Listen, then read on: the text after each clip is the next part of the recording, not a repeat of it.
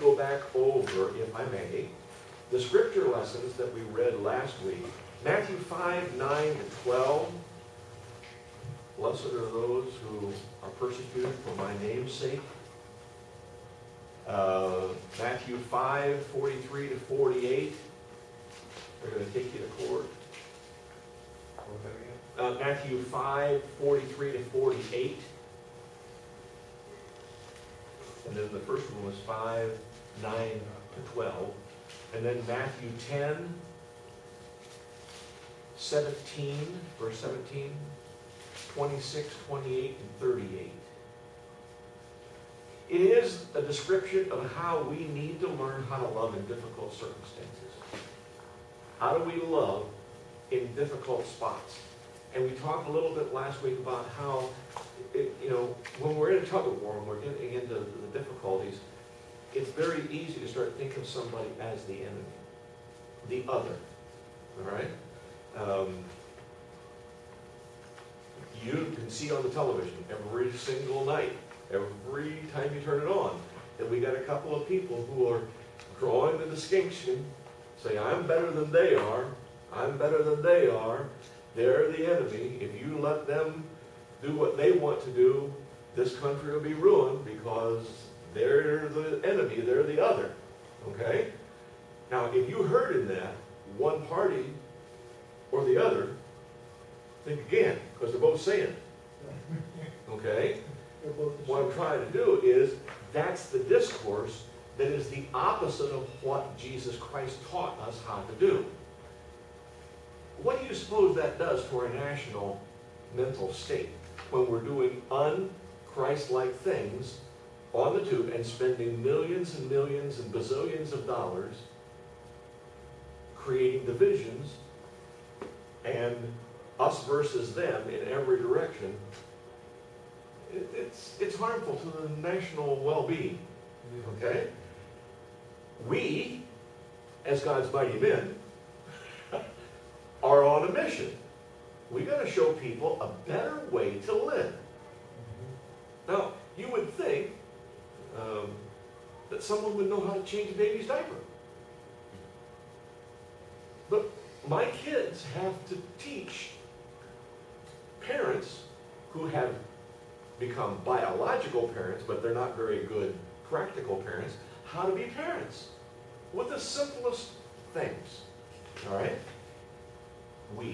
If we're going to assimilate 4 times more people than what we have right now in the church over the next 18 months, we have to have something to offer people to help their lives be better. And Jesus Christ is the source of everything we offer them. But He told us to love. And remember we talked about the 2 pillars, the 2 commands that He gave us in the Gospel of John. Love as I have loved you. What was the definition of love that He gave? What was the definition He used? Oh, it's easy. It's hard, but it's easy. As I have loved you. See, didn't need a whole dictionary. Didn't need a whole dictionary to define it with a whole lot of big words. It was as I have loved you. Now, I want you to go out and love, just like I've done. And so, as Christ has loved us, and He shows us how to live, so we must learn to love and mentor that loving relationship to the people who are coming in that basically have lived. I mean, if they haven't known the Lord, and we're talking about new Christians, we don't necessarily want to go out around a bunch of sheep and mother foals. That's not exactly our highest goal. There's 175,000 people who don't know the Lord. We don't have to take them from anybody else. But we do have to provide the truth in a way that makes sense to them, and they have to see it at work in us. So, Dale, did you get one of these 10 rules? I didn't get one of the 10 rules. Did anybody else? I got more of them here. All right. We started down the beginning of them, and on the first session, we ran down through that list. What I want to do is start at the bottom and work our way up for our second session. If there's some overlap in the middle, okay, that's the way it'll be. All right? But I don't want to miss any, and if I start in the middle and go down toward the bottom, I might not get everybody, get them all covered. Okay? Number 10, and we have this phrased as though it was a congregational or a church family kind of a situation. But number 10 is what you would think would be automatic. I love you enough to stop when someone has had enough. Okay? In any conflict, there are going to be limits. Limits on what we can endure, limits on what we can assimilate, limits on what we can absorb into our lives. When I do marriage counseling and that kind of stuff, I put 7 days between each session. They said, but I got to have something. We're getting married and we don't have time for 7 weeks. Well, then you don't have time.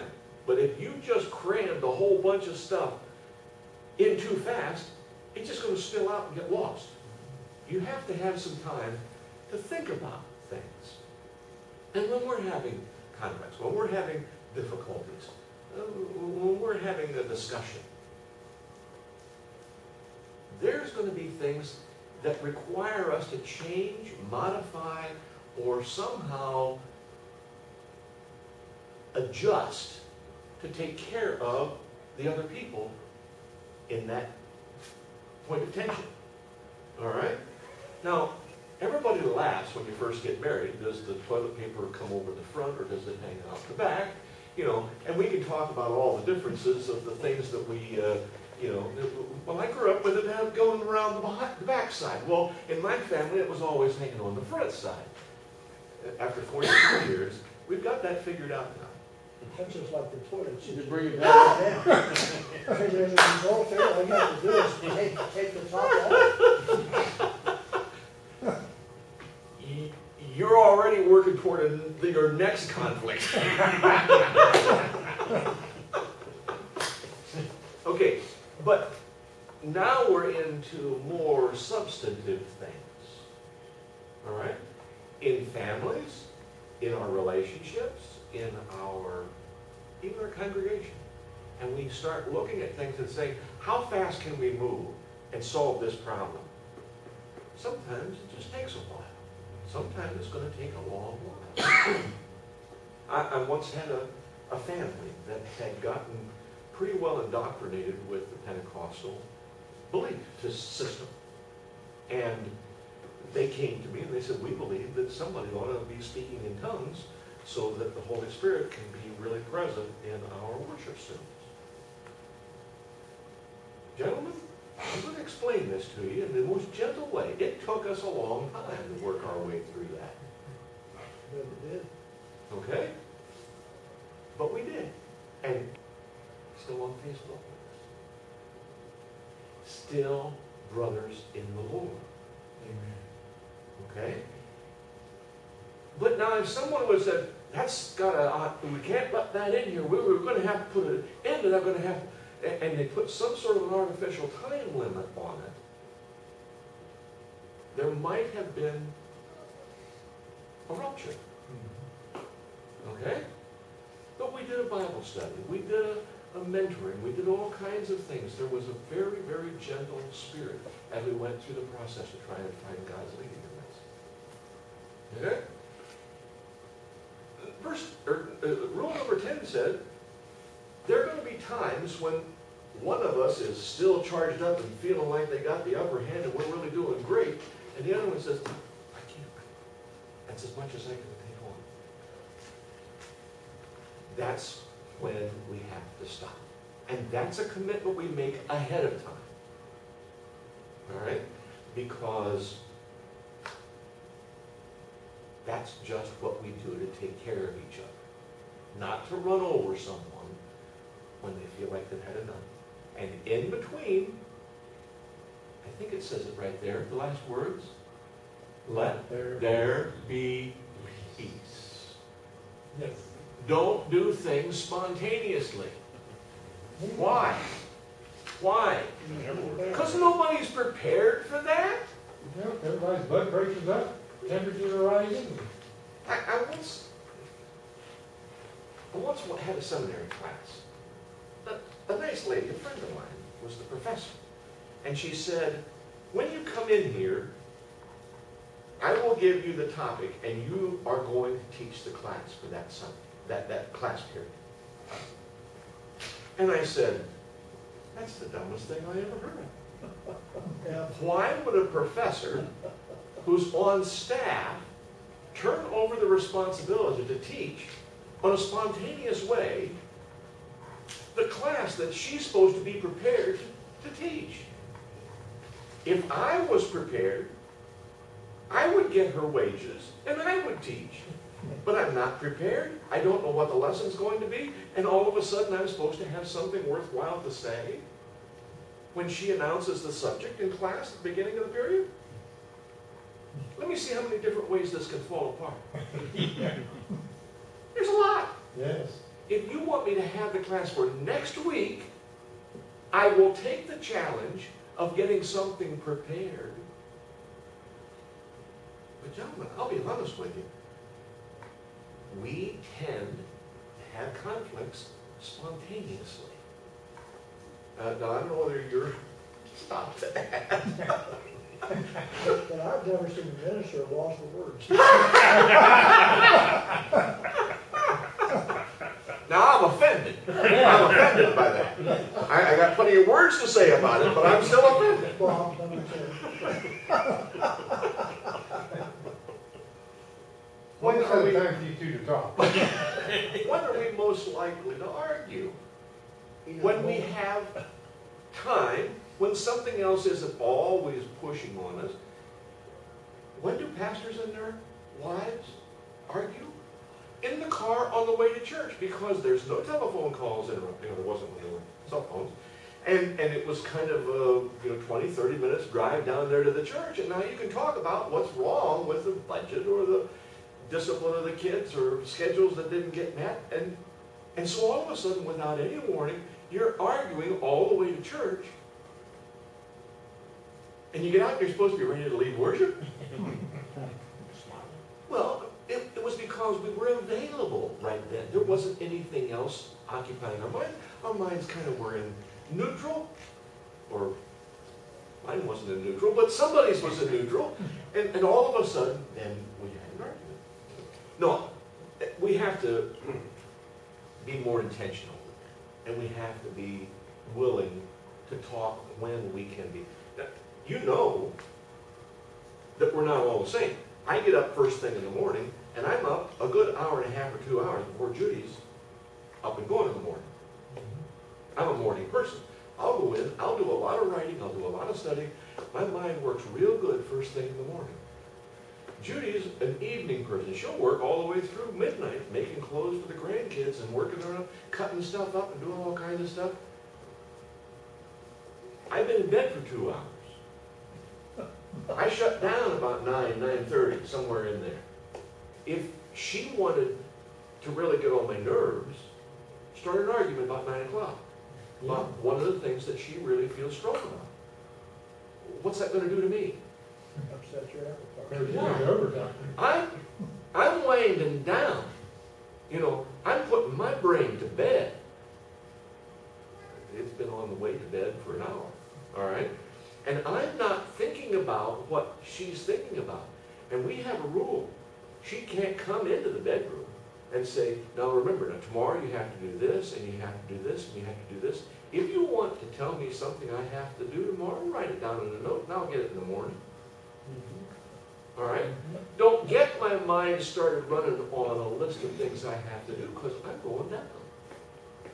The same thing is true about her. Because if I start saying, well, I'm up, I'm doing good, I got my brain together. By the way, here's what I want to talk about this morning. And she's just getting started, all right? There's going to be trouble. Because our cycles, our mental alertness cycles, have to find a place where we're both ready and prepared. And so it's just cruel not the least bit loving when we say, but I'm feeling great. Let's talk. And the other ones, not at that same point. We have to be intentional. When they say that, that's a good time to listen. Well, yeah, but that's also a good time to say, let's set a time. If this is really important, let's think about it. Let's put the agenda down there, let's talk about what we have to do. We'll get a little preparation time done, okay? That's what we want to be, the testimony. And we're going to have people who come from both ends of this thing. But if you come without Christ in your life, if you've grown up without that influence, or there's a lot of things about life that you don't understand how it works, okay? Anything more on this one? We're going to jump to number 9, if it's all right with you. And it's very challenging, okay? I love you enough to forgive and forget all wrongs. How many are good at that? I get it done, for sure. You might as well, and you can't do anything about it. There are a lot of people who have difficulty knowing how to let go of a hurt, letting go of something that someone said or done that really wounds them, okay? This is to say, if you happen to be married to them, or you happen to have them in your congregation, have them on the board, they can be difficult to live with. Unforgiven stuff that keeps coming up gets wearisome very quickly, okay?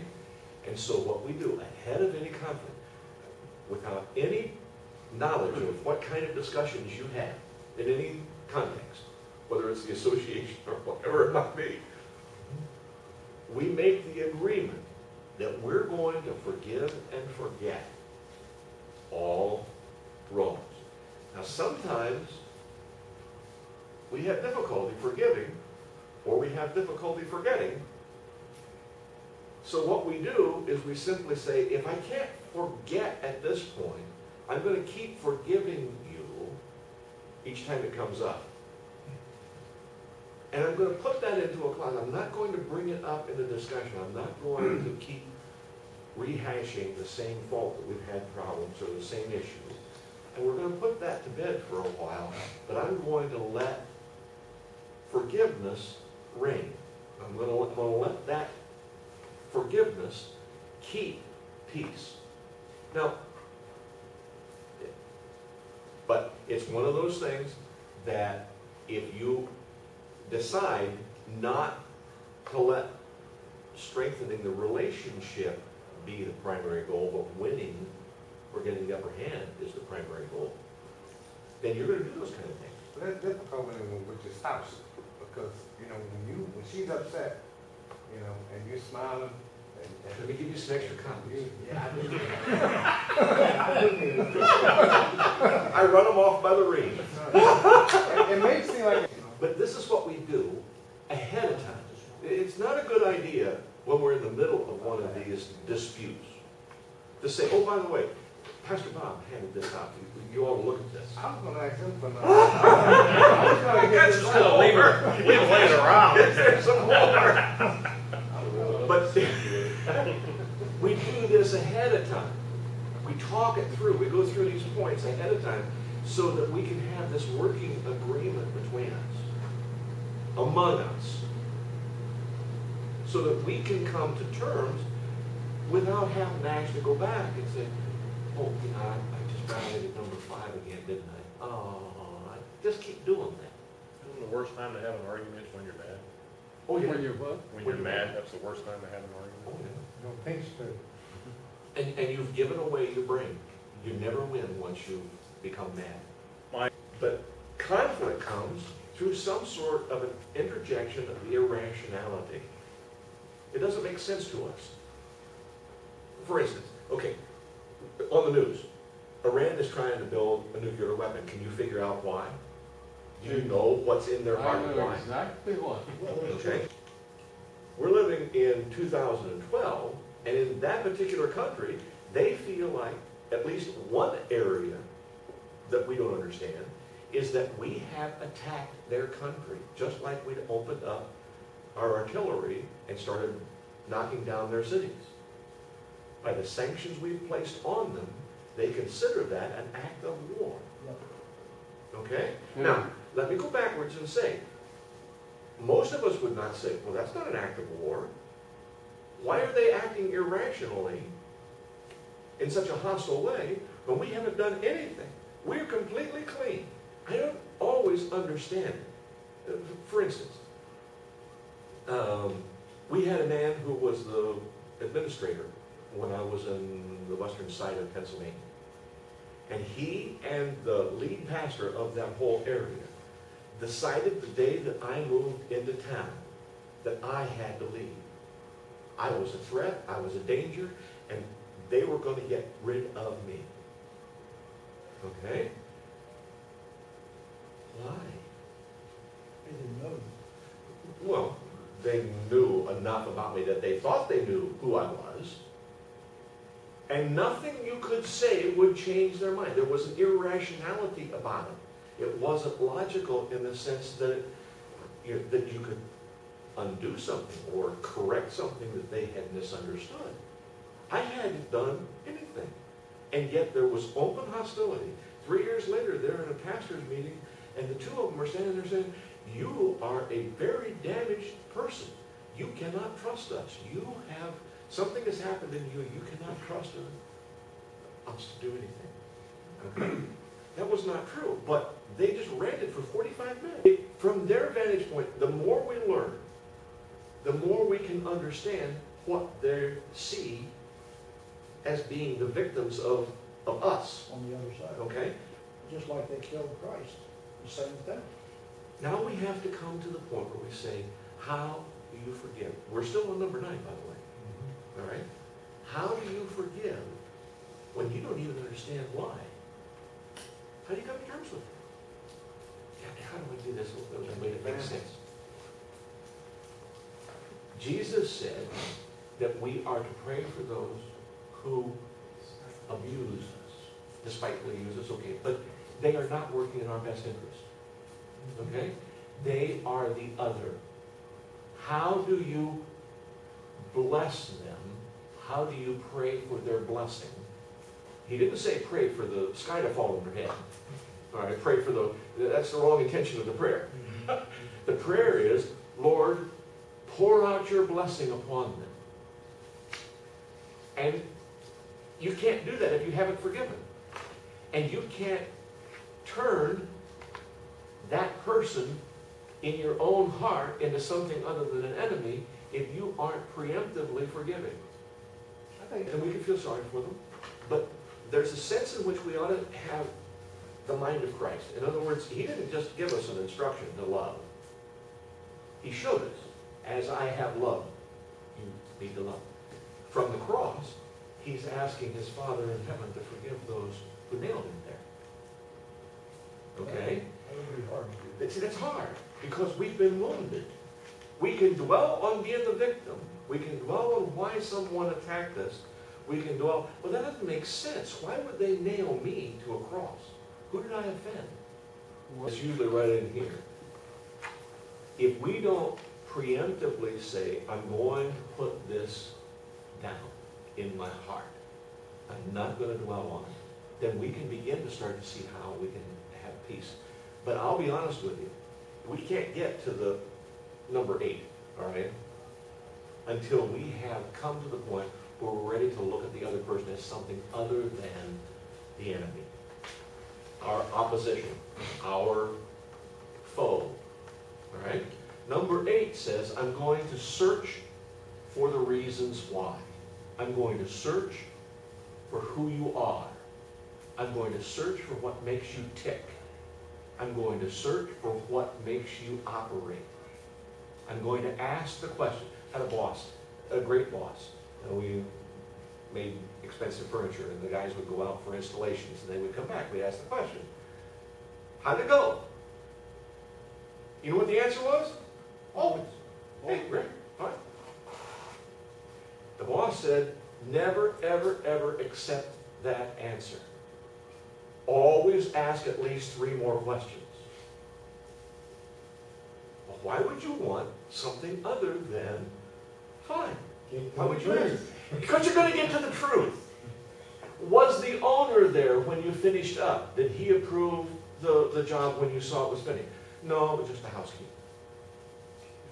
So we haven't gotten approval that we can send the last invoice.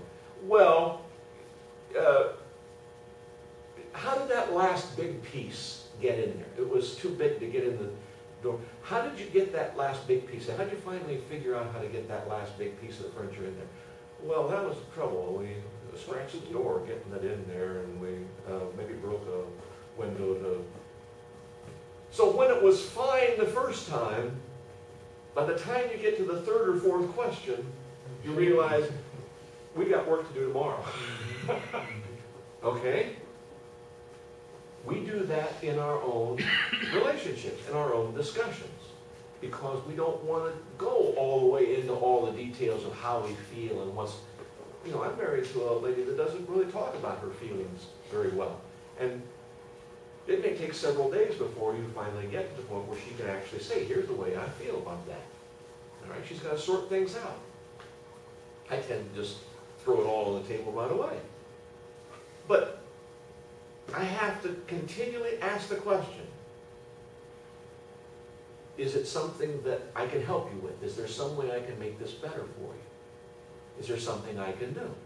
And the questions have to be with the intention of getting information, getting understanding, searching, the whys, the whats, the wheres, the how can I get things done better.